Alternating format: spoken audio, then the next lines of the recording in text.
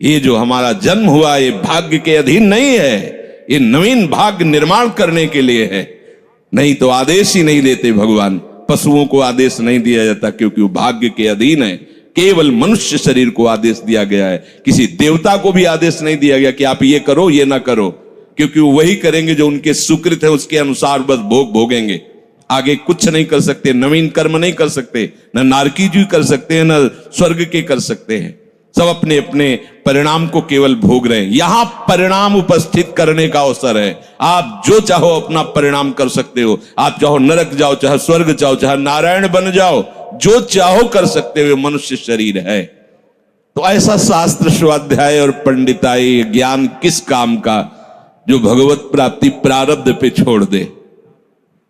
तो कुछ जन हैं जो शास्त्र स्वाध्याय करके या संतों की वाणी सुनकर इस विचार में आते हैं कि मुझे क्या करना चाहिए, परिवार का पोषण या भगवत प्राप्ति। दो विभाग कर लिए इसलिए खतरा है, निर्णय नहीं कर सकता।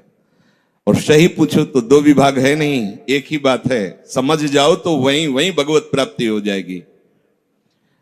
अब उसके विचार में आता है कि अभी तो ब्याह हुआ है, या अभी छोटे छोटे बच्चे हैं, या अभी बच्चों का ब्याह किया है, अभी नए हैं, क्या जाने संसार का। मेरी आवश्यकता है, नहीं तो संसार इनको परेशान कर देगा। और वो अपने अहम जनित कर्ता भाव से ऐसा बंध जाता है कि निर्णय ही नहीं कर पाता। श्री चरणदास जी कह रहे हैं, ए भाई समझो, जिस कर्तव्य को तुम विसार करके झूठे भाव को कर्तव्य मान रहे हो, अरे माया के दीवाने, अरे हिया नहीं रहना, करना अंत पयाना।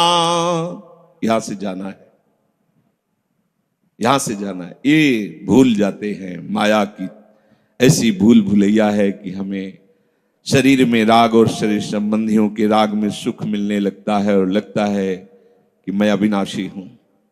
वैसे मैं तो अविनाशी ही है, पर विनाशी को लेकर मैं ये भूल कर बैठता है। और जिसको पकड़ा है वो सब विनाशी, सब विनाशी। गो गोचर जहां लग मन जाई, सो सब माया जानो भाई। दुनिया में लाखों का मेला जुड़ा, हंसा जब जब उड़ा तो अकेला उड़ा। समझो, ये माया की चाल है जो तुम्हें समझने नहीं दे रही। अरे भाई समझो, समझो, अरे माया के दीवानों, यहां से हमें जाना है, जाना है। कुछ साथ नहीं ले जाना है, कोई साथ नहीं जाएगा। बस तुम फंस गए हो मोह दलदल में। ये कुटुंब का मोह ऐसा मोह है कि कैसे तुम्हें बताएं। याद ही नहीं आती कि मुझे जाना है, याद ही नहीं आता कि सब छूटना है। ये समझ में नहीं आता कि मैं आया किस लिए। बड़ी विचित्र भूल भुलैया है। मोह कुटुंब के अवसर खोयो। दो बातें आती हैं, परिवार का पालन पोषण, ये धर्म पालन करूं, या हरि का भजन करके भगवत प्राप्ति करूं। तो बोले मोह कुटुंब के अवसर खोयो। अवसर मिला है तुमने, भलो पायो दांव रे, चूक ना अवसर प्यारे, भलो पायो दांव रे। बड़ा अच्छा अवसर मिला है भजन करने का, चूक गए तो फिर पछताना पड़ेगा। हरि की शुद्ध बिसराई। अब वो निर्णय करता है परिवार के पोषण का, क्योंकि मोह ममता है। पीछे का हर बार सत्संग में कहते हैं कि पीछे का रास्ता एकदम बंद हो जाना चाहिए, कि आगे कोई भयावह स्थिति आवे तो लौटने का रास्ता नहीं रहना चाहिए। उपासक को पीछे का मार्ग बंद कर देना चाहिए। पर होता क्या है, अपने लोग बहुत कमजोर हैं, तो कदम ऐसे रखते हैं पर पीछे वाला पुष्ट बनाए रखते हैं कि अगर इधर थोड़ी भी आंच लगी तो कदम पीछे करके सुरक्षित हो जाए। वो सुरक्षित नहीं है, वो सुरक्षित नहीं है, वो असुरक्षा है। परिवार का राग, अन्य भरोसा, किसी देहधारी का भरोसा, किसी वस्तुओं, ये भरोसे लायक चीज है। अरे क्षण में बिगड़ जाने वाली चीज है। भरोसा तो हरि का है, भरोसा तो हरि गुरु चरण सेवा अनुसरो। ये भरोसा कभी तुम्हें विश्वासहीन नहीं होने देगा। ये भरोसा कभी धोखा नहीं। साधुते हो न कारज हानि, कभी तुम्हारा मंगल नहीं हो सकता। मोह कुटुंब के अवसर खोयो हरि की शुद्ध विश्राई। अब दिन तो बैल की तरह काम करने में व्यतीत हो रहा है और रात्रि नींद और भोग में समाप्त हो रही है। आठों पहर की 60 घड़ियां बेकार में इसने व्यतीत कर दी। एक क्षण भी शांति से बैठकर विचार नहीं किया कि मेरा जन्म किस लिए हुआ है, मैं क्या कर रहा हूं, और अपना कुशल चाहता है। एक छिन हरि को नाम लीनो, कुशल कहां ते हुई, तब लग कुशलन जीव को सपने हो मन विश्राम। स्वप्न में भी शांति नहीं मिल सकती जब तक भजन नहीं करोगे। बालक अवस्था तो खेल में चली गई, जवानी हुआ तो अहंकार मद छाया, मैं करता मैं भोगता इसमें चली गई।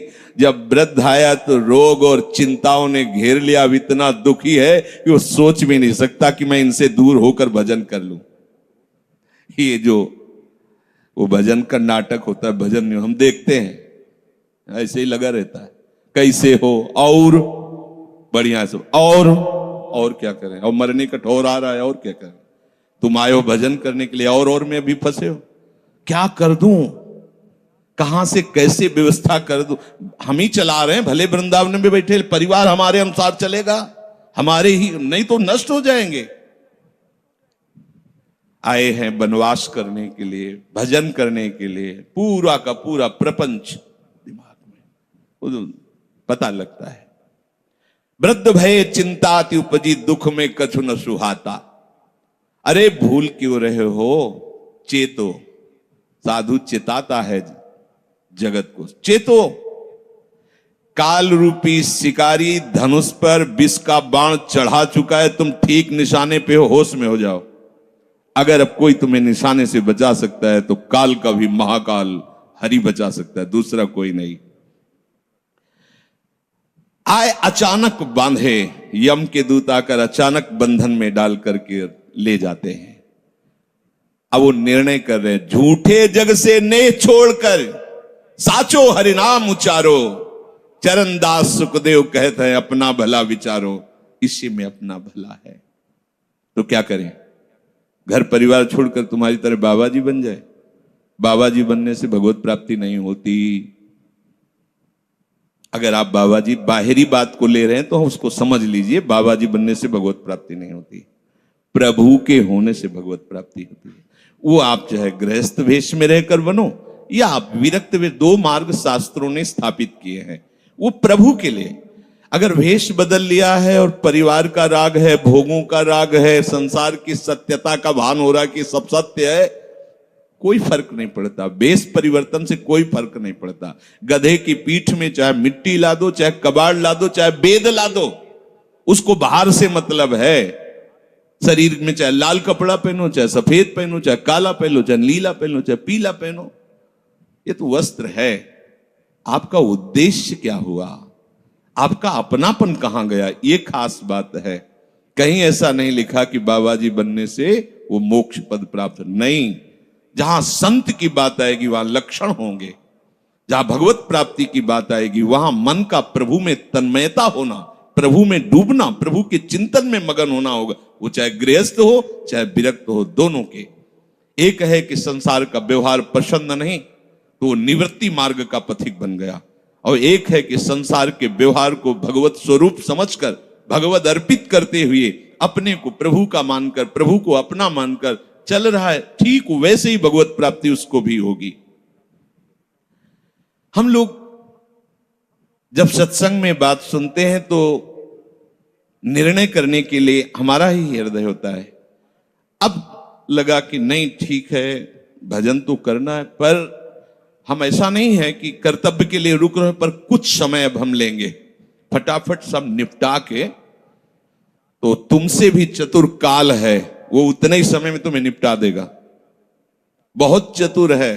हमने बहुत से लोगों के मुझसे सुना है कि बस ये काम हो जाए हम आए, आज तक वो लौट के नहीं आ पाए, क्योंकि वो गली ऐसी है, क्या है, बहुत दलदल है आगे। जो गया ना मोह कलिल में डूबा, अब निकल पाना बड़ा मुश्किल है।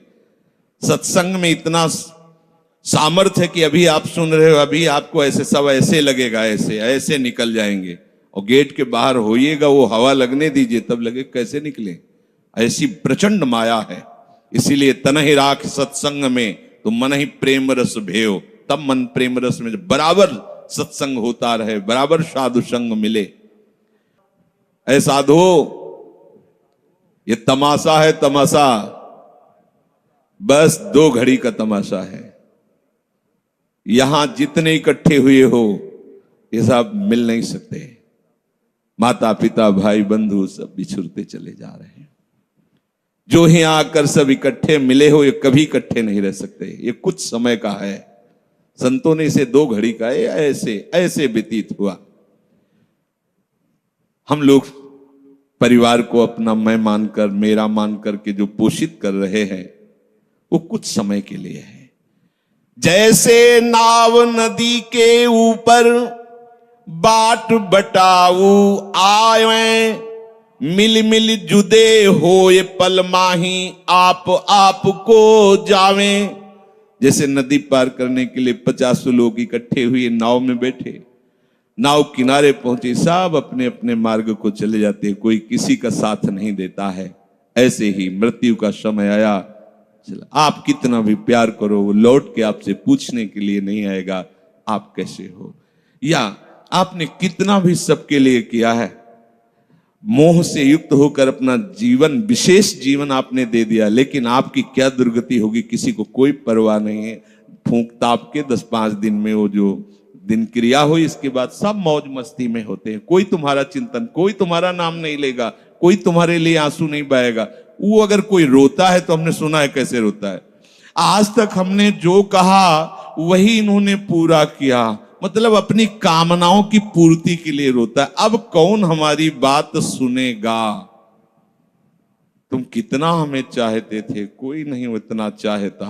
क्या कह के रो रहा है, क्या कह के रो रहा है? अपनी कामनाओं की, स्वार्थ की पूर्ति के लिए रो रहा है, तुम्हारे लिए नहीं रो रहा। वो ये भगवान का बगीचा है संसार, रंग बिरंगे फूल हैं। कुछ तो कली ही मुरझाकर नष्ट हो जाती है, कुछ फूल खिलकर नष्ट हो जाते हैं, कुछ में ऐसी सुगंध आती, थोड़ा सुगंध फैलती, वो भी नष्ट हो जाते हैं। ये बगीचा केवल देखने में सुहावना लगता है बड़ा भयावना। इसमें मृत्यु का तांडव हो रहा है। आप देखो, प्रतिपल मृत्यु भयावा, पर कैसी माया है। सामने वाला पतिंगा जला, फिर भी वो जाके उसी में जलता है। ऐसे फूंक के आ रहे हैं एक को, और उनको ये वैराग्य नहीं हो रहा कि मेरे शरीर की भी यही दशा होनी, मुझे कुछ कर लेना चाहिए। ऐसी कुछ कर लेना चाहिए जिससे हम कालातीत अवस्था को प्राप्त हो जाए। क्यों नहीं कर पाता? दारा सुत संपत्ति को सुख, ज्यों मोती ओस बिलावे, यहाँ ही मिले और यहाँ ही नासे, ता क्यों पछतावे। अरे भाई, ये पुत्र और परिवार का मिलन और ये सुख ऐसा है जैसे पत्ते में ओस की बूंद, कितने सेकंड में ढल जाएगी कुछ पता नहीं। ऐसे ही ये है। बड़े हर्षित हो रहे हैं, बाजे बजवा रहे हैं, बहुत दिनों बाद लड़का हुआ है, फूले नहीं समा रहे, और काल की अवधि बहुत अलू खत्म। अब वो बूंद जो है पत्ते में गिर गई। अब किस बात को लेकर यहां खुशी मनाई जाए, किस बात को लेकर हम यहां गर्व करें? बहुत सावधानी की जरूरत है। जो यहां मिला वो यहीं छूट जाएगा। आप जब जाओगे तो आपके साथ हरि भजन वो किया नहीं, आपके साथ ही हरि उनको माना नहीं। क्या करो? कुछ दे दे, क्या? सबको सुख देने की भावना, सब में प्रभु की भावना, जो भी तुम्हारे पास मन वचन कर्म से प्राप्त हुआ है वो सबको सुख देने के लिए है। सब में प्रभु है। ये बात समझ में नहीं आएगी, सबको क्यों सुख दें? क्योंकि सुख मिलना है। आप सिद्धांत समझो, आप सबके सुखों को खींच करके उनको दुख देकर सुखी होना चाहते हो, तो वो दुख लौटकर बड़ा भारी रूप रख करके आपको भोगना पड़ेगा। आप दूसरे को सुख दिए तो सुख लौट के बड़ा भारी सुख आपको देगा। ये सिद्धांत समझो ना, पर समझ ठीक है नहीं।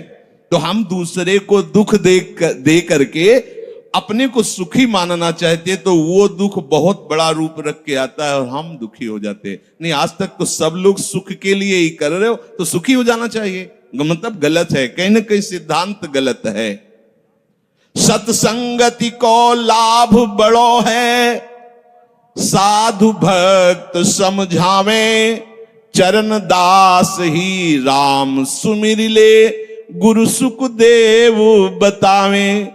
चरणदास जी कह रहे तुम्हारा परम हितकारी हरि है, उसी से नेह लगा लो, सदगुरु के वचनों पर विश्वास करो, प्रभु के नाम का निरंतर रटन करो। अब ये बात हमारी समझ में आई सत्संग के द्वारा कि हमारे जीवन के जो दो उद्देश्य बन रहे थे कि एक तो क्या करें, परिवार का पोषण करें या हरि भजन करें, तो दो भाव जो बने थे उनको तो मिटार दो, दो है ही नहीं। घर गृहस्थी में जो है बिल्कुल उसे बंधनकारी मत समझो, प्रभु का सब कुछ मानकर नाम सुमिरन करते हुए जो सेवा करो। अरे बड़ा आनंद आता है। आपको लगता है कि बैठकर भजन होता है, बिल्कुल ये मन की चाल है, नहीं होता। मन को भजन में नहीं लगाओगे तो चाहे पड़े रहो चाहे बैठे रहो, भजन नहीं होने वाला। और अगर भजन में लगाओगे तो फावड़ा चलाते हुए भजन होगा। जब नाम का अभ्यास करना था तो नई अवस्था थी, तो गुरुजन हर समय सेवा में लगाए रहते थे। बड़ी बड़ी पत्थर की शिलियां आश्रम में थी, उठा उठा कर उनको जमा कर खोद के बना बराबर करना, तुलसी का बगीचा लगाना, गेंदे का बगीचा लगाना, और वृक्षों को हैंड पैप से भर भर के पानी 100 बाल्टी खूब सींचना खूब, और उसमें भी नाम स्मरण करना। और जो पूर्व सदगुरुदेव भगवान थे बड़े ही बाहरी कठोर नियम वाले, और उस समय नाम का अभ्यास उसी समय करवाया गुरुदेव भगवान ने। ऐसे नाम पूरे में सोने लगाना, गुरुदेव भगवान की कृपा से ये समझ में आया। तो हमें लगता है कि कोई भी काम करते हुए भजन हो सकता है, कोई भी। अरे जब युद्ध हो सकता है तो और क्या बात है। अब बोलो आपका निर्णय कि मैं परमार्थ में जाऊं या व्यवहार ठीक करूं। हम कह रहे हैं वो व्यवहार ही परमार्थ बना लो ना, भागने की जरूरत कहाँ है। और जब आपकी अरुचि बढ़ेगी, वैराग्य बढ़ेगा, तो तुम्हें कोई रोक नहीं पाएगा। वो तो स्थिति आएगी, और अगर स्थिति के लिए बिना तुम भागोगे तो यहां के वही प्रपंच करोगे, यहां भी वही प्रपंच करोगे, भजन नहीं होगा। तो पहले तो साधक को इस बात को लेकर संदेह होता है कि संसार का व्यवहार करना कर्तव्य है या भजन करके भगवत प्राप्ति करना कर्तव्य। अब उसका सत्संग के द्वारा निर्णय होता है, चाहे शास्त्र का चाहे संतों का, कि नहीं नहीं मुझे तो इस जन्म में भगवत प्राप्ति करनी है। संसार के इन सब कार्यों को तो बहुत जन्मों में किया है, अब इस जन्म में भगवत प्राप्ति करनी है। ऐसा निर्णय सत्संग से होता है। जब ऐसा निर्णय हुआ तो भोग उसे कड़वे लगने लगे। ये शरीर का विलास, इंद्रियों का विलास उसको एक दुखद लगने, कैसे कैसे छोड़ूं, कैसे हटूं। अब उसी को वैराग्य कहते हैं। अब उसके अंदर वैराग्य बढ़ने लगा। जब वैराग्य बढ़ने लगा तो वो प्रभु की तरफ चलने के लिए उतावला हुआ। अब उसके सामने प्रभु की तरफ चलने के लिए जो बताने वाले वो शास्त्र हैं और वो संत जन हैं। अब इतने संत जन हैं कि उनकी सबकी अलग अलग साधना है, अलग अलग उपासना है। इतने शास्त्र हैं कि उनकी अलग अलग धाराएं हैं, और बिना इसके कल्याण नहीं होगा। सब कोई कहता है हमारा मार्ग ठीक है, सब सिद्धांत कहते हैं इससे भगवत प्राप्ति, इससे भगवत प्राप्ति, इससे ऐसा, इससे। वो साधक फंस जाता है कि चलूं तो किस में चलूं। उसके सामने साध्य और साधन विषयक तरह तरह के भेद साधकों के द्वारा, संतों के द्वारा, भक्तों के द्वारा डाले जाते हैं सामने। फिर शास्त्र को पढ़ता तो बहुत सी बातें शास्त्र में निकलती हैं, और वो बेचारा परेशान हो जाता है कि अब मैं क्या करूं। संसार का तो सत्संग के द्वारा समझ लिया कि ये ठीक नहीं, मुझे भगवत प्राप्ति, पर कैसे भगवत प्राप्ति करूं। अब इसका निर्णय करना उस नवीन साधक के लिए बहुत कठिन होता है। परंतु भगवत कृपा का वो जिसने आश्रय ले लिया वो यहां टिकता नहीं इस संशय में। परमार्थ भगवत कृपा से पुष्ट होता है। सबसे पहले प्रभु हरि को गुरु बनाना चाहिए। वही सबके गुरु हैं। जब हम घर से निकलने की सोच रहे हैं उस समय वो सोच भी गुरु दे रहा है, वो हरि गुरु उस समय सोच भी दे रहा है वही। तो जब हमारी ऐसी स्थिति आती है कि हम निर्णय नहीं कर पाते तो अंदर से प्रभु को पुकारना चाहिए, हे गुरुदेव हरि, आप प्रकट रूप में मिलो और मेरा समाधान करो। अब जो ही वो अंदर से ऐसी दशा में प्रभु की शरण होकर के पुकारता है तो भगवत कृपा उसे सदगुरुदेव के रूप में प्राप्त हो जाती है। ये ओहो, जो मैं खोज रहा था वो मिल गया। वो अंदर से भगवान उसको वहां पहुंचा देते हैं, वो बात सुनवा देते हैं, वो संयोग बैठाल देते हैं, जिससे उसके सारे संशय नष्ट हो जाते हैं। अब वो संपूर्ण शास्त्र और संपूर्ण संतों के मत को प्रणाम करके अपने गुरुदेव की आज्ञा पर चलने लगता है। अलग अलग वर्णन है संप्रदायों के सिद्धांत, अलग अलग शास्त्रों की युक्तियां वर्णन है। हम कितनी युक्तियां कितनी चलेंगे तो एक युक्ति में ही। तो इतनी बात समझ लेना है कि हम प्रभु के अंश हैं, इसमें किसी भी संप्रदाय का कोई कटाक्ष नहीं। जीव प्रभु का अंश है, इसमें किसी भी संप्रदाय की कोई टिप्पणी नहीं है ना, ठीक है। दूसरी बात, संसार भगवान की माया है, सब संप्रदाय है ना, तो इस माया को त्यागना है। बात समझ में आ गई। तीसरी बात है भगवत प्राप्ति करनी है। ये तीन बातें किसी भी संप्रदाय में कहीं भी कोई काट नहीं इनकी। हम प्रभु के अंश हैं, ये संसार माया के द्वारा रचित है। संसार का, संसार के भोगों का त्याग करने वाला ही भगवत प्राप्ति के योग्य होता है। भगवत प्राप्ति करना हर संप्रदाय का लक्ष्य है, चाहे उपासना कुछ भी हो। संसार का त्यागना हर संप्रदाय का लक्ष्य है। कोई भी आप शास्त्र सिद्धांत या संप्रदाय देखिए, संसार के भोगों का, संसार की आसक्ति का त्याग, और हम प्रभु के हैं, ये सिद्ध बात है। किसी भी संप्रदाय में हो, जीव भगवान का अंश है, ये निश्चित बात है। तो ऐसा निर्णय गुरुदेव की कृपा से स्वाभाविक हो जाता है कि अब सब सिद्धांतों को भले सुन लें, लेकिन हमें चलना का हमें पता है। हमारे गुरुदेव ने हमें बता दिया है, हमारे माई श्यामाजू को राज, हमें चलना। राहो को काहू मनाई दिए, पर मेरे प्राणनाथ श्री श्यामा शपथ करो तृण छिए, मन क्रम वचन त्रिशुद्ध सकल मत, हम श्री हित हरिवंश उपासी, हा हरि रा राधा वा वृंदावन सा सहचरी। साधक की बुद्धि गुरुदेव के प्रताप से उपासना में निश्चल हो जाती है। एक एक बात को समझिए। प्रभु कह रहे, जिस काल में शास्त्रीय मत भेदों से विचलित हुई तेरी बुद्धि निश्चल हो जाएगी, परमात्मा में अचल हो जाएगी, उसी काल तू योग को प्राप्त हो जाएगा। कैसे होगी निश्चल? अगर हम शास्त्रों में भटकते रहो, कई बार समझने के बाद भी ये निश्चय होता था कि ये आश्रय ठीक है या अहम ठीक है। क्योंकि जब एको हम बहुत श्यामा वही ब्रह्म बहुत रूप, मैं भी तो ब्रह्म हूं ना। मैं भ्रम से अपने को अंश मान रहा हूं, भ्रम से अपने को जीव मान रहा हूं, भ्रम से अपने को शरीर मान रहा हूं, वही हूं। सेवक से विभाव बिन भव न तरी उर्गारी। काकभूषण जी कह रहे, बिना सेवक और स्वामी के भाव के संसार से तरा नहीं जा सकता। एक में है सेवक स्वामी भाव के बिना नहीं तरा जा सकता, और एक है कि जब तक सेवक स्वामी भाव भेद है तब तक अविद्या है, अविद्या है तो मोक्ष नहीं। बड़ा झंझट है, बड़ी समस्या है। उसका समाधान केवल गुरुदेव के वचन से होता है। मोक्ष मूलम गुरु कृपा, वो बता दी, ऐसे चलो बस। दूसरे के लिए सुनना, दूसरा कोई गलत नहीं है।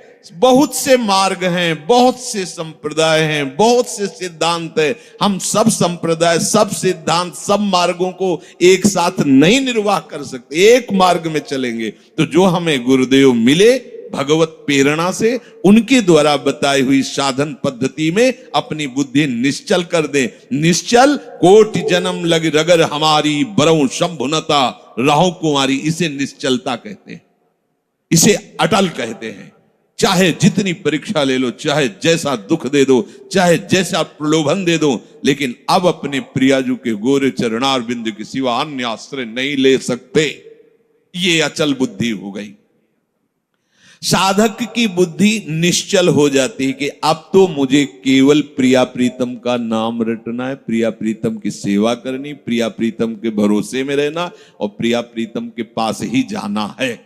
ये निश्चय लगभग लगभग ऐसा तो हो गया होगा, क्योंकि सत्संग सुन रहे हैं बहुत काल से। कई बार सत्संग में कहा चित्त का समाधान हो जाना ही उपासना की